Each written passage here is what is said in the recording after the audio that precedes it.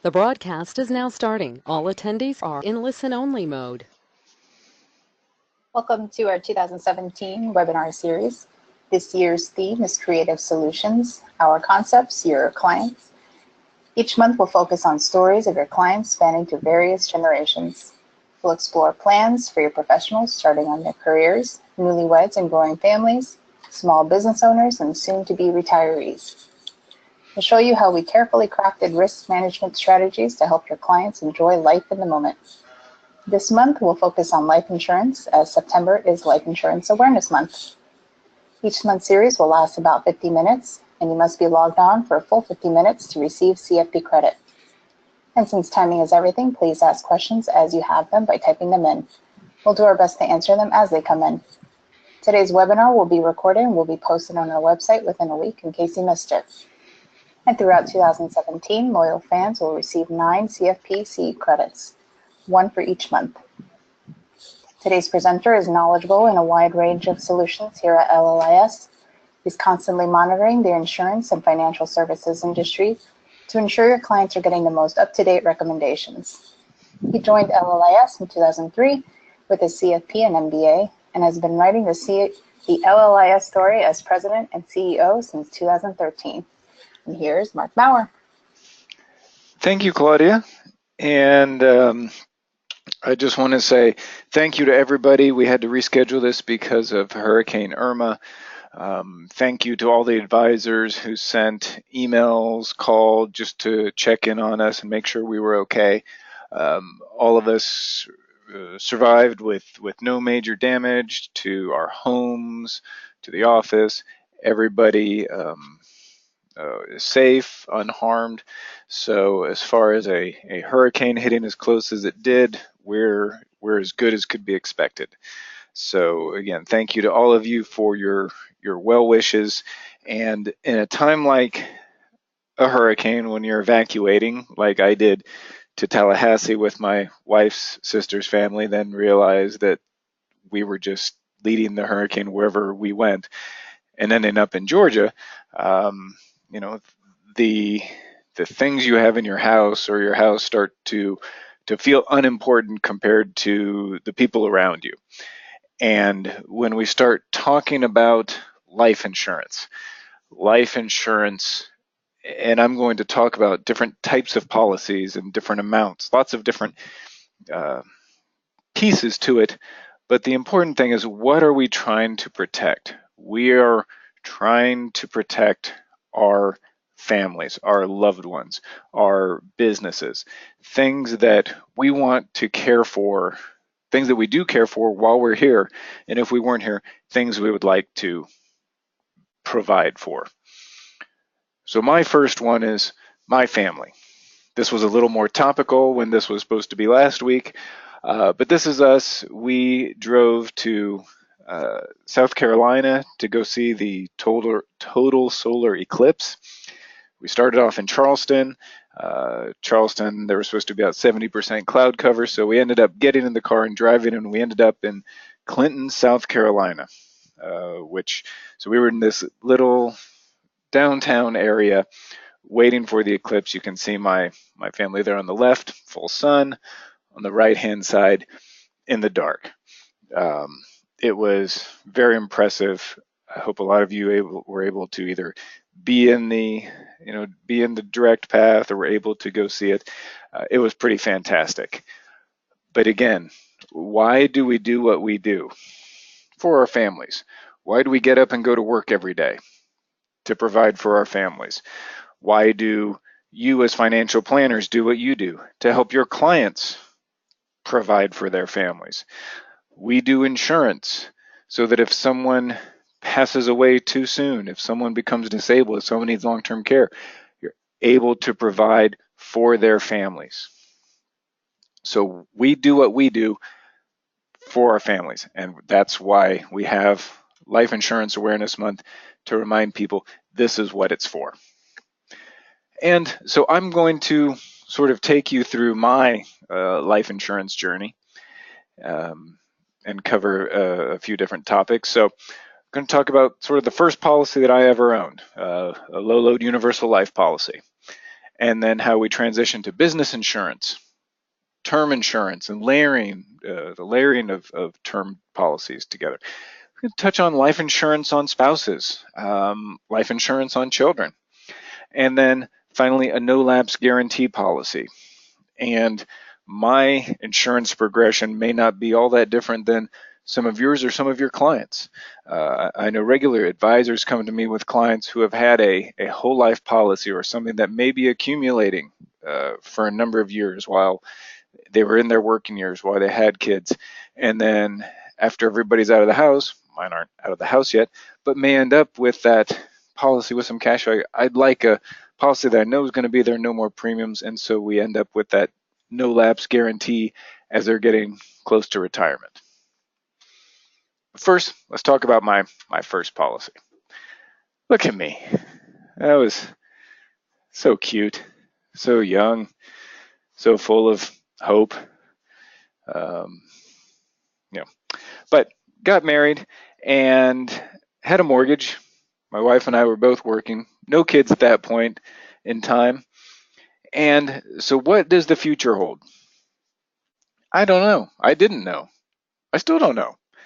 But we wanted to have kids. We wanted to have the sort of white picket fence, family, dog. Well, my wife really wants the dog. So, that was sort of what we were setting up for. Do we know exactly how that's going to work out? Of course not. But a lot of times you'll have clients who may come to you, or they come to you and because then you come to me to say, I have this single person, they have this whole life policy. My first question is why? Well, I don't know. They don't have any kids, they aren't married, they don't have a spouse, don't have a partner, nobody relies on them, there's no loss at this person's death. So that's really not a great reason to have life insurance. In this case, my wife and I, we had a mortgage. So there's a debt. There's some reason to have life insurance. And so why a universal life type policy? Well, and you'll hear this again, and being an insurance person, I probably have a different view on this than a lot of people. But life insurance can do a lot of things, and I'm going to go over some of those. But you'll probably see this more and more as how to have life insurance, valuing life insurance as an asset class, because there's a few different things. Well, one, the value of life insurance at death is the opposite of most types of investments. Most investments need time to grow. Life insurance has the highest rate of return if you don't have time. Does that make sense? Life insurance, the IRR on $1 million policy, if you die after 3 years, is in the thousands of percentages based on the premiums you paid in. For an investment to return that sort of return, you need many, many years to get that same amount.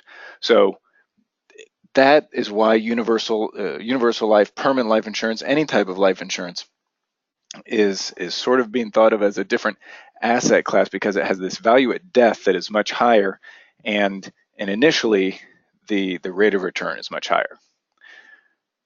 Another reason why universal life, it's a flexible premium.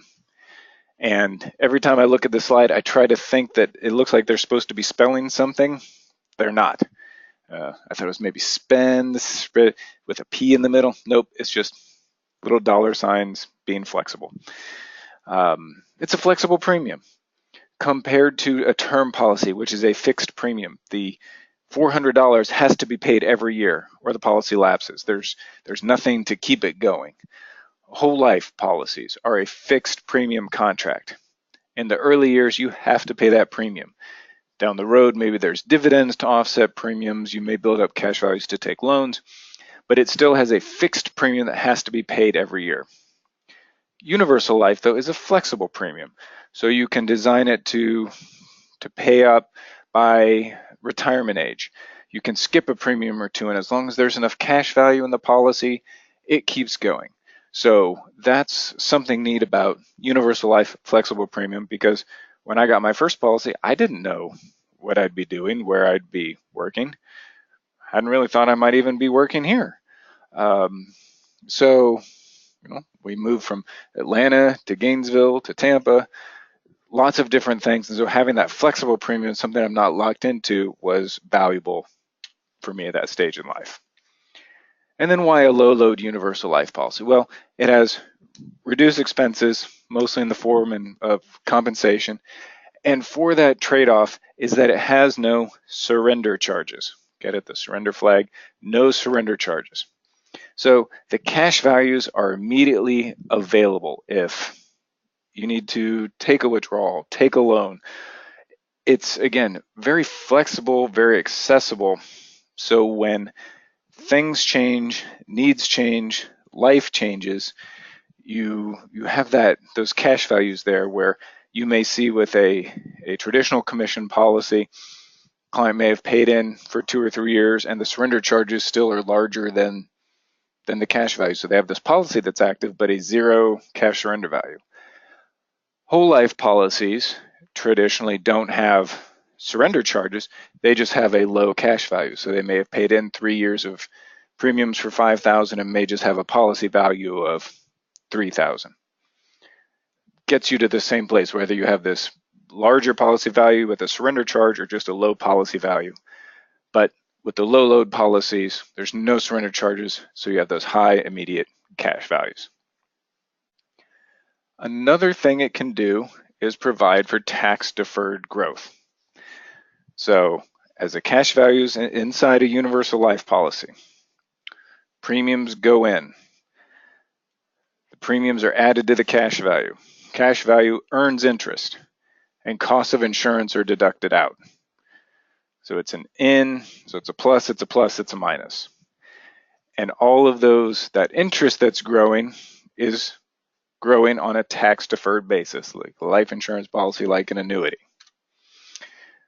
But a neat thing about life insurance compared to annuity, both give that tax deferred growth, is that if you structure it correctly, the income out can be tax-free too, which with an annuity you can't unless you have no gains in the annuity.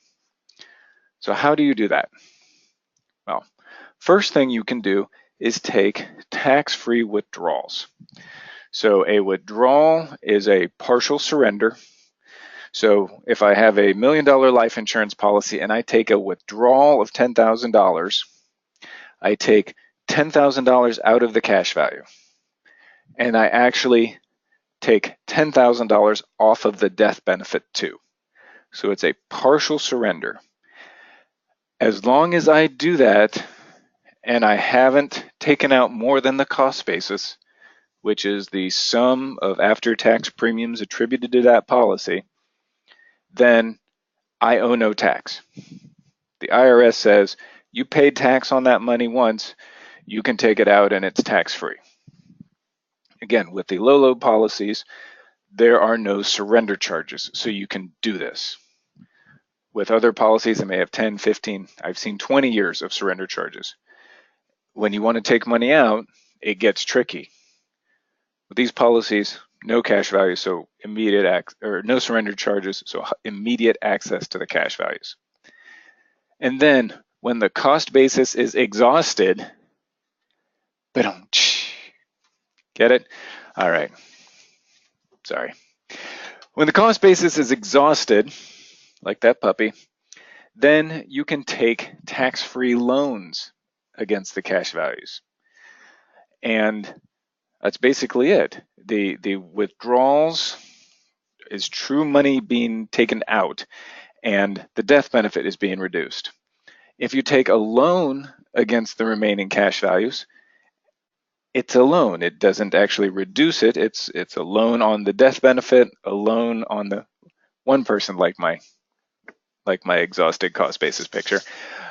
So the loan sort of sits there and is sitting against the death benefit and against the remaining cash values.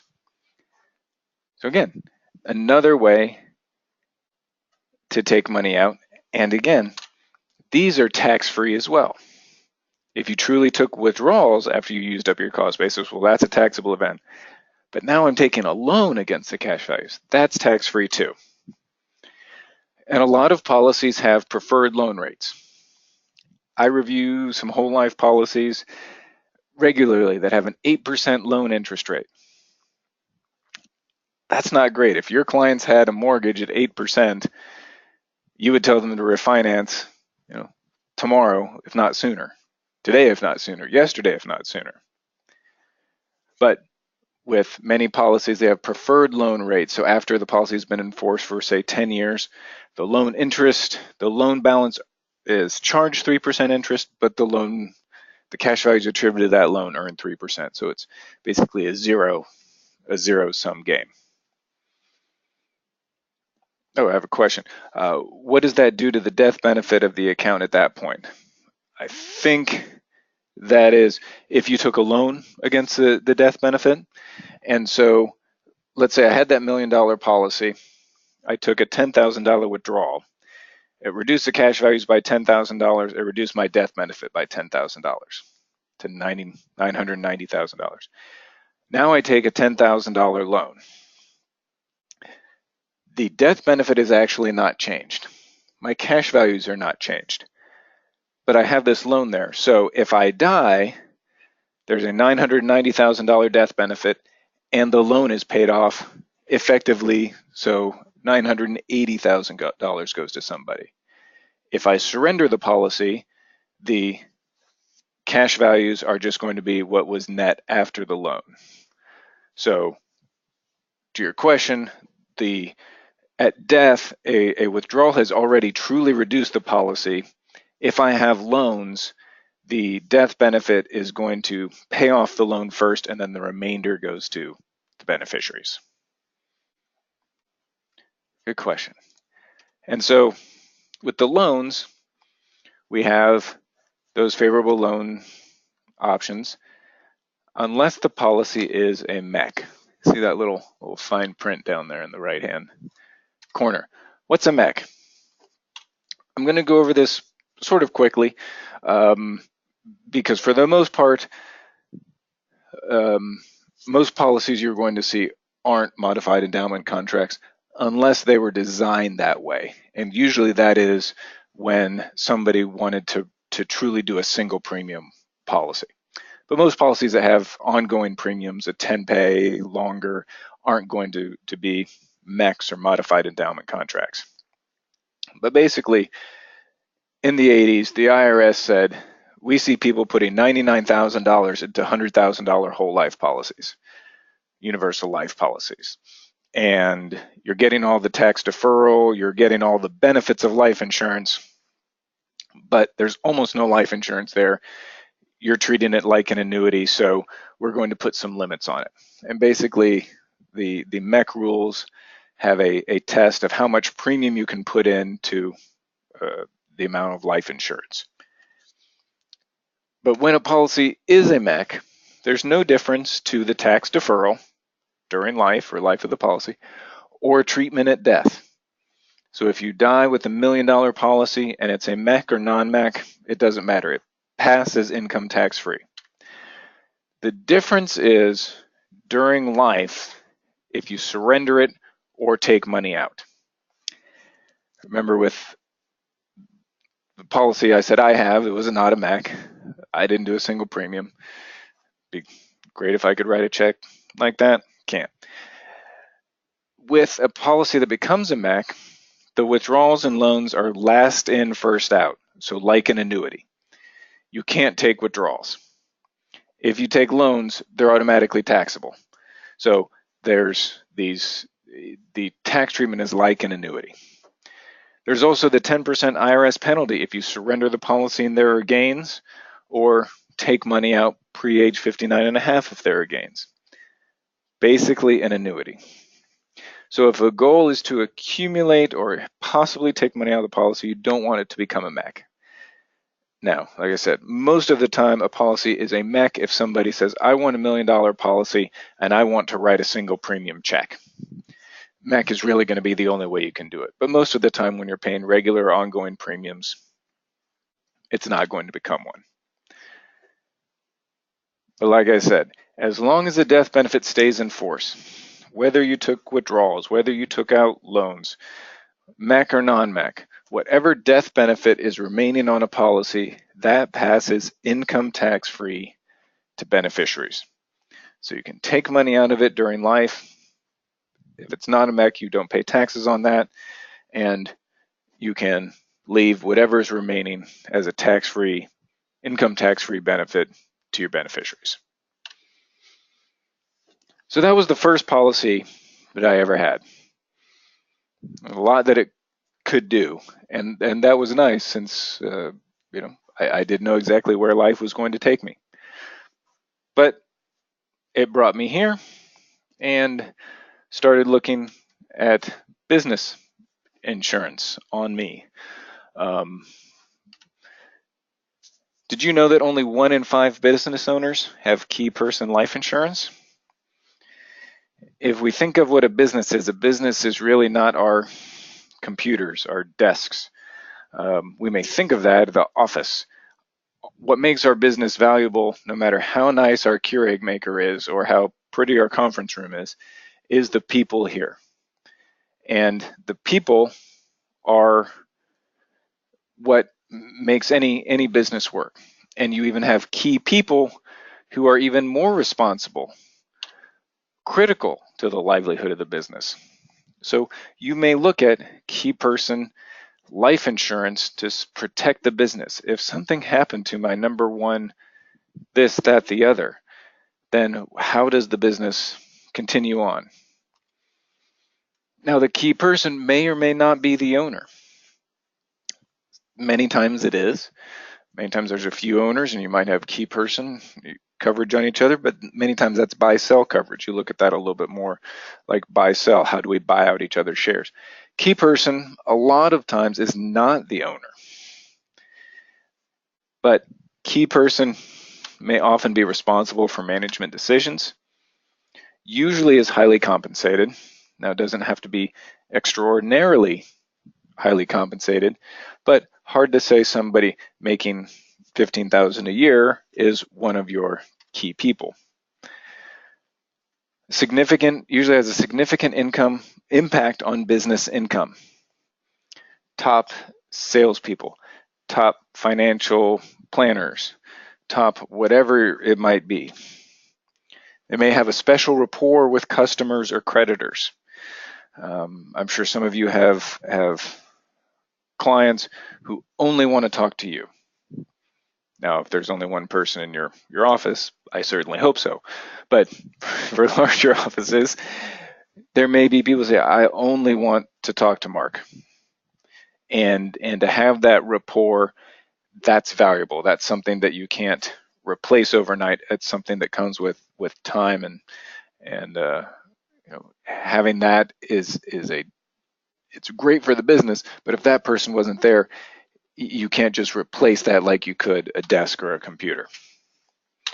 So a business's key person is probably their most valued asset. Like I said, no matter how many different types of foam or froth that Keurig maker makes, it's the people that keep money coming in the door to pay for people, to pay for expenses. A key person life insurance policy now is going to cover that most valued asset for the business. Like I said, usually, and many times with key person, it's not the owner. The owners own the company, and then this is covering a key person who, if they weren't there, the owners need somebody to replace. Sometimes I think of IT people. I have no idea what sometimes Dave, our IT person, is talking to me about. Now, there's lots of things I can do. I can turn off and turn on a computer, and that usually reboots it 90% of the time. I can get under desks and jiggle cords. I know a lot of IT stuff, but I don't know half of what he talks about, and so that is something that owners couldn't necessarily pick up tomorrow. And so the business owns this policy. Business is also the beneficiary. It's usually there for the owners. And what you do with that money is you can recruit, you can promote, you can retain. Maybe, so let's talk about that. Recruit. I need to hire a new IT person. It's pretty easy. I need to do that. Promote. Maybe a large company might have a backup IT person who is now going to be the head IT person. So there's money there to give them a raise, give them more responsibilities. Retain. There may be somebody in the office who has 3 or 4 people who just love him or her, and if he or she's not there, they're not sure what they might do. You can retain them. Now, the premiums are not deductible to the business, and it's usually term. We aren't really mixing in salary continuation, deferred comp, any sorts of things like that. We could, but usually this is a key person.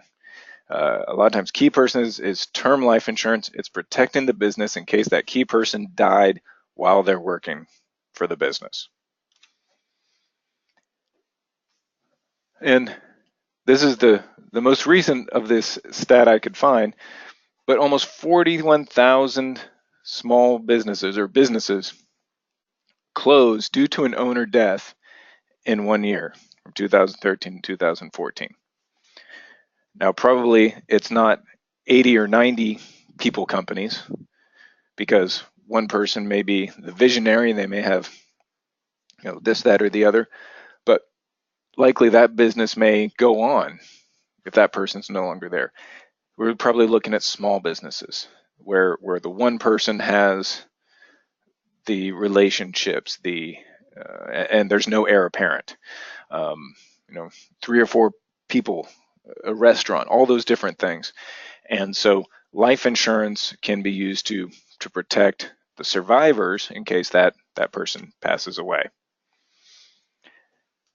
And so now we transition from key person life insurance to, now we're going to talk about buy-sell. So we're going to have the business, I don't know, I'll call it LLIS. And I don't know, let's have 3 owners. And for this example, they're going to be Mark, Keith, and Judith Maurer. Why? Well, I like having 3 people for this example, and Maurers, they're related to me. I can put their heads on anybody's I want to all the time. They don't know that, but that's part of the right that I have as a son. So deciding how to set up a buy-sell. Now, this is between owners. This is what happens, not key person anymore. We're talking about what happens if one owner passes away. They've entered into an agreement that says if policy owner A passes away, or company owner, not policy owner of the company A passes away, then the others agree to buy out his or her shares from their estate. And there's 2 ways really to do that. You have a entity purchase, or sometimes called stock redemption plan, or a cross purchase. So let's look at both of those just briefly. In a stock redemption plan, the business, the corporation, owns the life insurance policy and is the beneficiary of the life insurance policy. And when owner A passes away, the corporation takes that life insurance money, buys the stock from the estate, and redeems it. So in this case, if each of these 3 people owned part of a business and it's a third, a third, and a third, one of them passes away, they retire a third of the shares. So now the 2 survivors, the number of shares they owned didn't change, their proportion did. They still own the same number of shares, but a third of the shares were retired, so now they both own 50% each. Same number of shares, but their proportion changed. Their basis is unchanged too. Same number of shares, I have the same basis, same number of shares. It's just a proportion increases because they retired one of the owner's shares. It's all corporate money, no employee tax, and you have 1 policy per owner. This is helpful if you have multiple owners. and I'll show you why in just a second. Cross purchase. The business owners own the policy on each other. So they pay the premiums individually. They pay for the premiums out of pocket. But in this case, each business owner owns a policy on the other's life personally. And the insurance proceeds are paid tax-free to the non-deceased business owner. For the estate, the cost basis increases to the full purchase price. Sorry, not for the estate. The policy or the business owner who buys out the shares gets a full step up in cost basis on the shares he or her buys. So in this case, if there's two people, one has 50% with the cost basis of what they paid for it originally, and then the other half has the full cost basis of what the value of it at death. And in this case, we have two owners, two policies. Cross purchase works really well if we only have two owners. If we have three owners, now we need 6 policies. So each owner has to own a policy on the other owners. If you have 6 owners, now we need 30 different life insurance policies. That's not fantastic. That's a lot of work to administer, to keep track of. May need somebody in that office just to keep track of these policies. So not ideal. So when I say we have a business that has multiple owners, lots of owners, then I think the stock purchase, the entity purchase, where the business owns a policy per person, is much more manageable. So my first term life insurance policy, my first policy I ever had was universal life. That was personal, that was flexible. My first term policy was actually a combination of key man and buy-sell.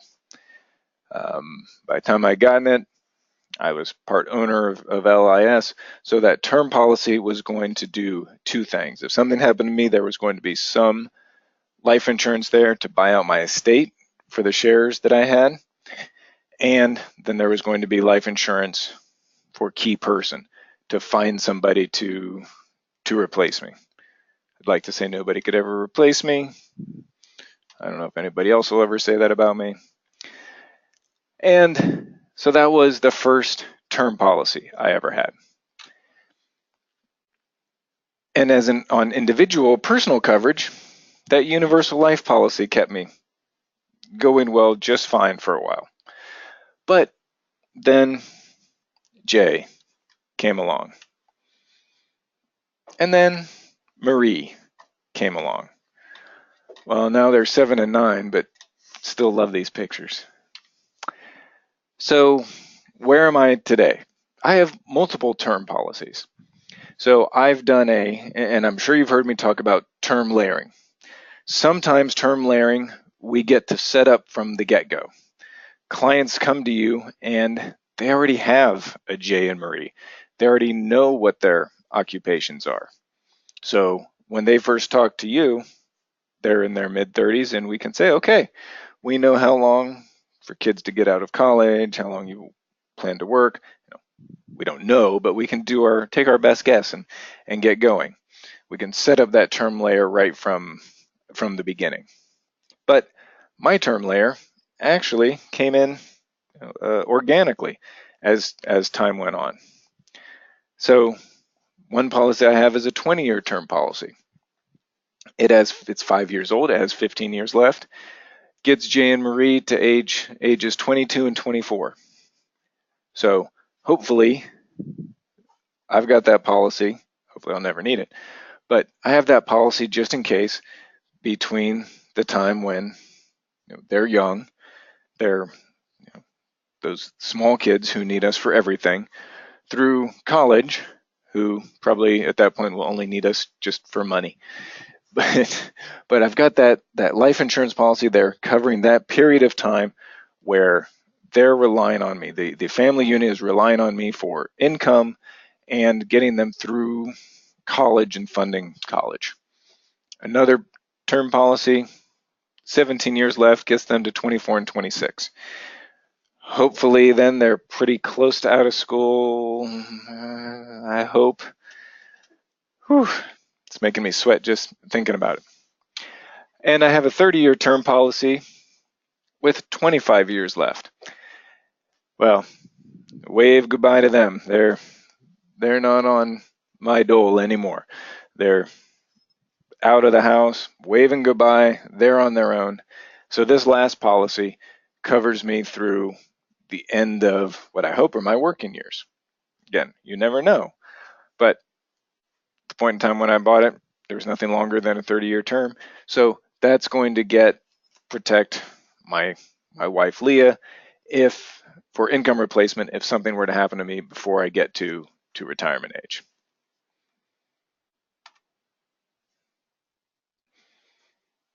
And we get this question a lot.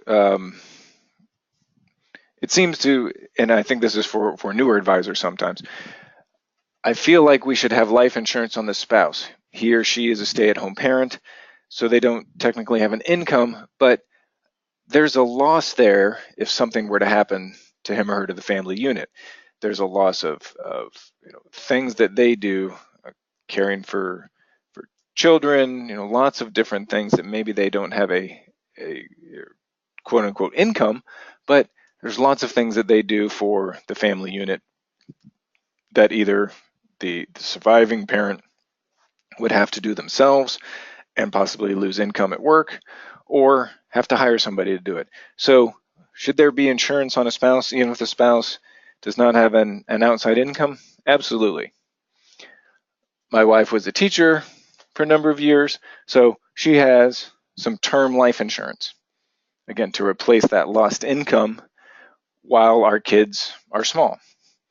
So you'll notice she doesn't have any 30-year term because we're planning, the general idea was that part of what she's doing now is caring for our kids. And so we have those policies there in case something were to happen to her so that I would be able to hire someone to care for the kids after school. Lots of different things that she does right now for, quote unquote free that we'd have to hire somebody for. But she also does have some universal life. Again, I'm an insurance person. The universal life can do a number of different things, and part of it is making sure that we're able to leave a legacy to our kids.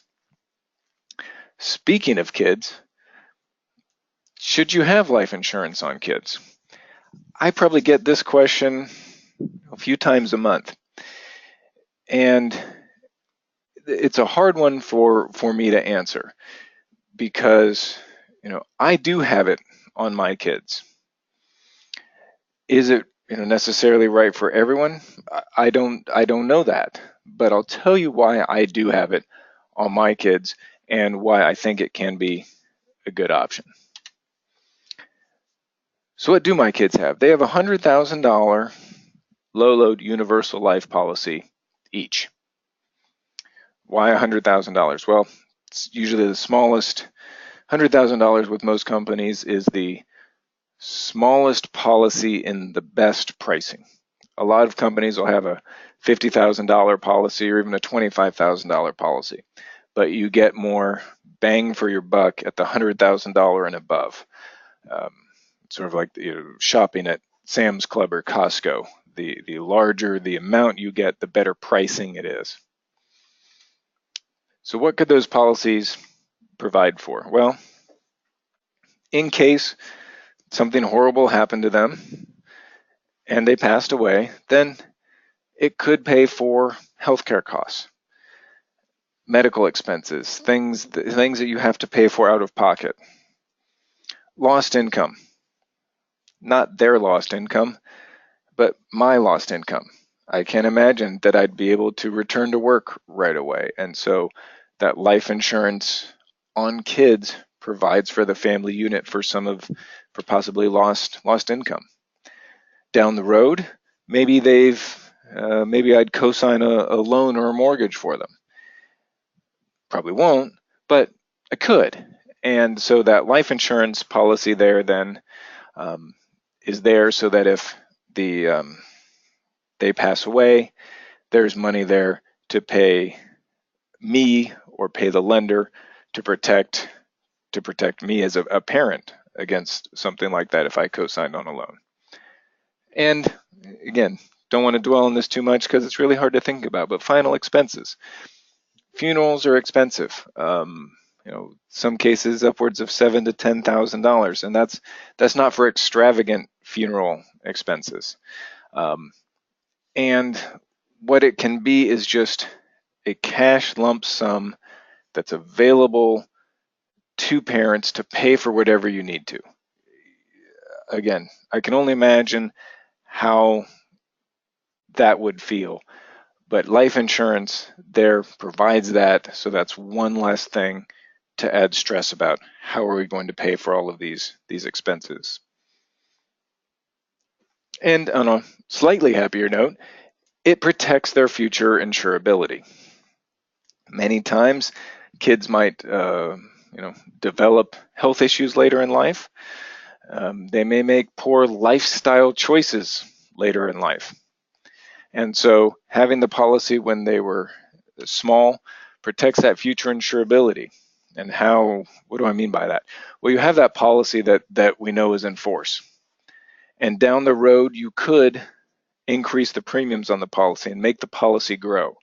The life insurance policy has to maintain some amount of death benefit to cash value. And so if you put a lot of premium into it, the policy is going to grow. The number of policies also have a future purchase option. And so on a $100,000 policy, you may be able to purchase $50,000 at specified ages, 25, 28, 31, all the way out to 40. Or I've seen some policies that have it at life events. You have those regularly scheduled increases at specific ages, or let us know if you got married, and you could maybe exercise that early. Different life, like got married, had children, different things, so you can exercise that early. I had a question. Are there kid policies that cover all your children under one policy? Should you have separate policies, term, UL? Good question. There's a few different answers to that. Parents on a term life insurance policy can add a child rider. And what that child rider says is that maybe I have a $500,000 20-year term policy. I can add a $10,000 child rider, and for whatever it might be, $50 a year, there's $10,000 on every child that I have or may have. So if I have 8 kids, there's $10,000 on each child. If I have 1 child, there's $10,000 on that 1 child. But the premium is the same. It's that $50. So it covers all children, usually between, I want to say, the ages of 1 month to the ages of 21. So that's one option. But I think you can see the issue there is that it's only good while the parent has that policy or they get to the certain age. So that's one option. Should they have separate policies? Should it be term or UL? Again, I think universal life, because term is great when there's a need that ends 10, 15, 20, 30 years. I have term policies that run out when my kids get to a certain age or get out of college or hope to retirement. But the permanent policies can go sort of indefinitely. There's no end date. And since we're looking at kids who are 5 or 6, and the policy, we may want this policy enforced for decades, then I like the idea of the permanent policy, universal life, maybe whole life, depending, as an option rather than term. Most companies will also issue permanent coverage on children. A lot of them don't even offer term on children as well. So good question, thank you.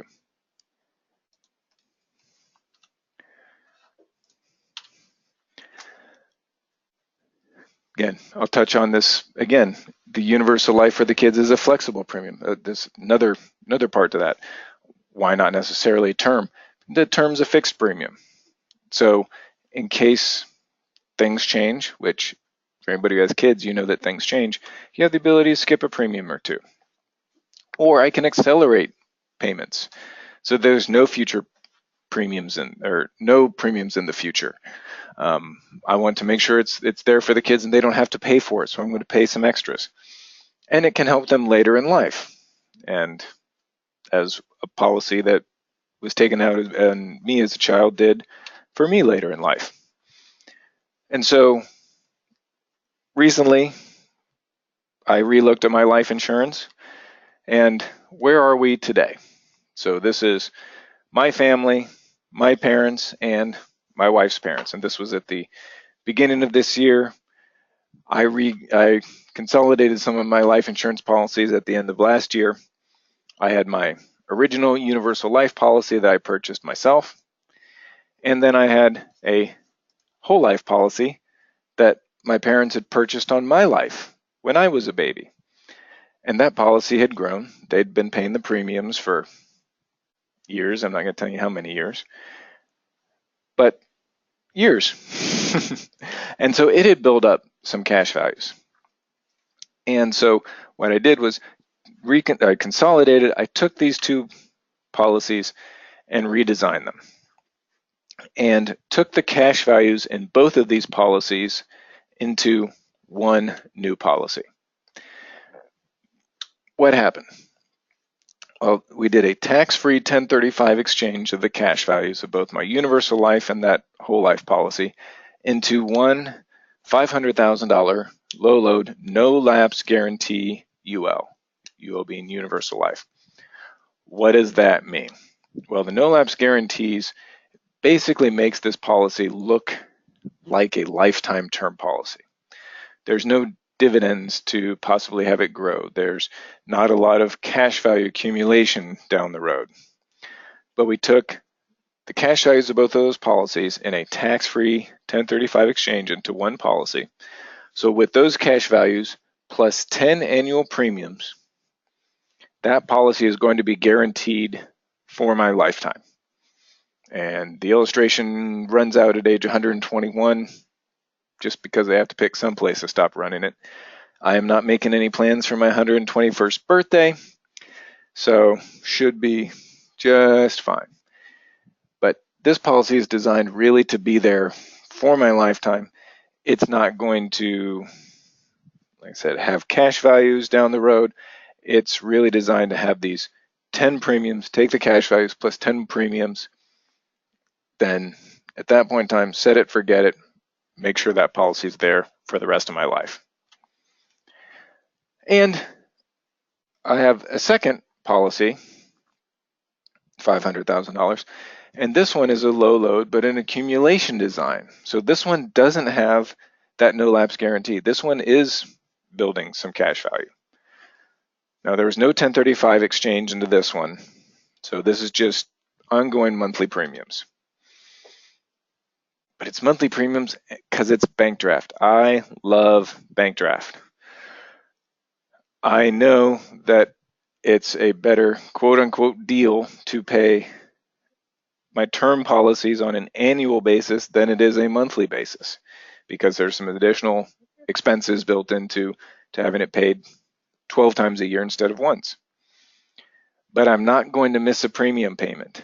I'm not going to skip anything. I'm not going to actually accidentally get premium notice in the mail and put it inside the front gate catalog and put it straight into the recycles. It's coming out on a bank draft. I love bank draft. Enough about that. But it's also flexible. It's scheduled. It's coming out of the bank account every month. But if I wanted to, I could say, let's stop that for a couple months. Stop it through the end of the year, and then we'll pick it back up. So depending on my needs and how life is going, I can change that. Right now, the policy is currently earning 4.6% interest rate, which is fantastic. Do I think that's going to keep going indefinitely? Nope. But this year it is. So, that's not a bad place to have some cash values. It's better than a stick in the eye. And if something were to happen to me, this policy, along with the other policy, are going to be that legacy. And so I have the term policies which protect me in my income earning years. But those have an end because there are certain things that as long as I'm alive and working, I can get those goals satisfied as long as I'm working and have my income. But then at some point, I'd like to leave life insurance as a legacy whenever I pass away. Hopefully, I was going to say 60 years from now, maybe 50 years from now, 55. Sounds pretty good. Long time from now. And I want to make sure that I do leave my kids something. And it's very possible that I can use up all my assets, spend my last dollar, and then there's life insurance there. Something else neat is that these new policies also have a chronic illness rider. So what are chronic illness riders? These are riders that allow you to accelerate some of the death benefit if you need and qualify for long-term care. 10 years ago, almost all policies had something like this, but usually it was just for a terminal illness. And so if you had less than 12 months to live, you could accelerate some of the death benefit on your life insurance policy. Probably 5 years ago, a number of companies had it was probably called a confinement to nursing home that would allow you to accelerate some of the death benefit, again, tax-free, lump sum, or maybe some monthly payments if you were confined in a nursing home. So it's a nice benefit. Like I said, better than a stick in the eye, but it didn't have a lot of flexibility. With the newer riders, then as long as you qualify for long-term care, you have a cognitive impairment for longer than 90 days or need hands-on or standby assistance with 2 or more of the 6 activities of daily living, you can accelerate some of the death benefit. And with these particular policies, you can accelerate up to 40% or a total of $250,000 in all of the life insurance policies. So can't be per policy in this case. It's across the total of all policies that I have. So that's a neat benefit. If something were to happen to me where I need long-term care, this is an additional place to take some that I would have access to the death benefit. It reduces what would pass on to my spouse or my kids, but I could use it, reduce the life insurance, or spend it from other assets. How it really works is that the amount you receive for long-term care is like a lien against the death benefit.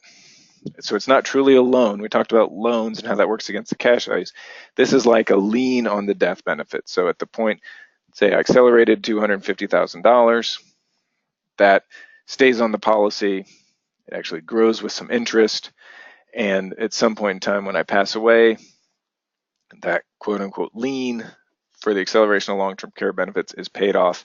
And then my beneficiaries receive the reduced amount of life insurance. And some policies even have 1 or 2 options where you can have the 40% or $250,000, or maybe you can accelerate up to 50 or 60% of the life insurance and maybe up to $500,000. But usually, like with all things, there's a trade-off. If I accelerate more of the life insurance, then I have a smaller residual amount that passes on to my kids or beneficiaries. And I touched on this sort of at the beginning, the planning, the types of policies, the amounts, that's the details. Why do we have Life Insurance Awareness Month? Why do we even talk about life insurance? It's because we want to protect all of these people, our families. If we're not there, they're going to miss us. They're going to be sad, hopefully. But we want to make sure that they're taken care of financially. The life insurance doesn't protect against, the heartache if something were to happen to us, but it prevents bankruptcy. It prevents not knowing how are we going to pay the mortgage this month. So it helps with all of those things. So I did talked about sort of my life insurance journey from the one policy to having a few policies down to even redesigning some of my original policies. And we've just announced that we are taking registration for our Insurance Academy. It is at the beautiful Sheraton Sand Key in Clearwater Beach, Florida in February again. We did it there last year for the first year. It was fantastic. We got rave reviews. The location is wonderful, and it really does look like that. I thought the postcard was sort of airbrushed, and you think, no, it can't look like that. It really does look like that. It's that beautiful. And we will be presenting a few more times next month. We're presenting a NAFA Genesis webinar and a Garrett member webinar at the beginning of October. A number of us will be at the NAFA Fall Conference here in Orlando, Florida, sort of middle end of October. And Jerry Skapiak and Joe McNeil will be at the ACP conference in San Antonio at the beginning of November. And we have a few more webinars this year. We have our October Scary Insurance Challenges. It's spooky.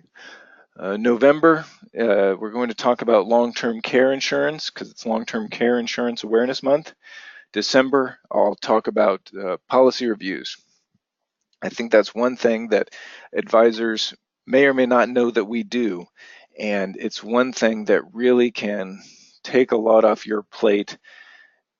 If you tell us something about the client, their situation, here's the types of policies they have, how do we work those into their plan? How do we undo, redo? It's probably the most fun thing I get to do every day. Because the policies are as varied as the clients and their situation. So for those of you who aren't familiar with us, in addition to doing the webinars for financial planners, things that make us different are that we're not your competition. We do we do insurance, you do financial planning. Neither the two shall meet. So we work with you to find the best fit for all of your clients. Our only clients are fee-only financial advisors. We do our best to save you time and your clients money finding the right policies. We do a lot of pre-underwriting to avoid surprises when your clients are applying for life insurance. We provide advisor tools and client tools on our website. And we're proud sponsors of a number of different organizations. So we not only put on these webinars for advisors who belong to these groups, but we also sponsor conferences and want to provide real value to advisors in those different areas. We have specialists in life, disability, long-term care, annuities, and the long-term care hybrids, either annuity or life insurance with long-term care. And when your clients get insurance through us, we keep you as the advisor in the loop with our AIM system, so our application information message. And unfortunately, I feel like I've been teasing everybody with this for a long time. I believe that you can see it's right there, is LLIS, our secure new website designed for advisors to be able to see a lot more information, get status updates, existing policy information, and I really, really hope that that's coming very soon. I had no idea all the different things that went into it. And let's see if we have any questions. I see a few coming through. Let's see, one, I'm not sure if you'll cover this in the webinar, so I'd like to ask, what are the most common times you recommend permanent insurance? I would say for the majority of people, term insurance is the first place to start. It's the lowest expense, lowest cost for the most life insurance. And then you'll have the premiums, the lowest premiums for highest death benefit, also pure form of insurance. And then that way you can redirect whatever premiums they might be paying to other things, being able to put into their 401k, paying off their mortgage, all of those other things. So, for a lot of people, term is a great fit. And like I said, I have term too. Permanent insurance is great for someone who maybe wants a place to accumulate, as another asset. Someone who's a high income earner and is already tapping out or maxing out all those other places and are just looking for an additional place to put some of their income for savings, and also needs life insurance. A single person who has no kids, I wouldn't recommend it regardless, even if it looks good, because you're paying for insurance. Then, of course, you have people with taxable estates, people with special needs children, taxable estates because you'll need the life insurance there to pay estate taxes whenever that might be, which usually is out past the term period. When you have a special needs child, you may have parents who may need to care, or at least care financially for children, even after a term policy might be over. You can't buy a 30-year term policy when you're 70 to make sure it lasts long enough. So that'd be another reason for permanent insurance. But when you have a need for life insurance that doesn't go away, and that's the to me, that's really the idea, is that term has an end need. It's great for a lot of things, but when the need for life insurance doesn't truly go away, like again, estate taxes is a good one. It happens whenever you die. The estate taxes don't care if you died within the 20-year term period, and so that's a good question there. All right, and it's a little bit after 5, so thank you to everybody.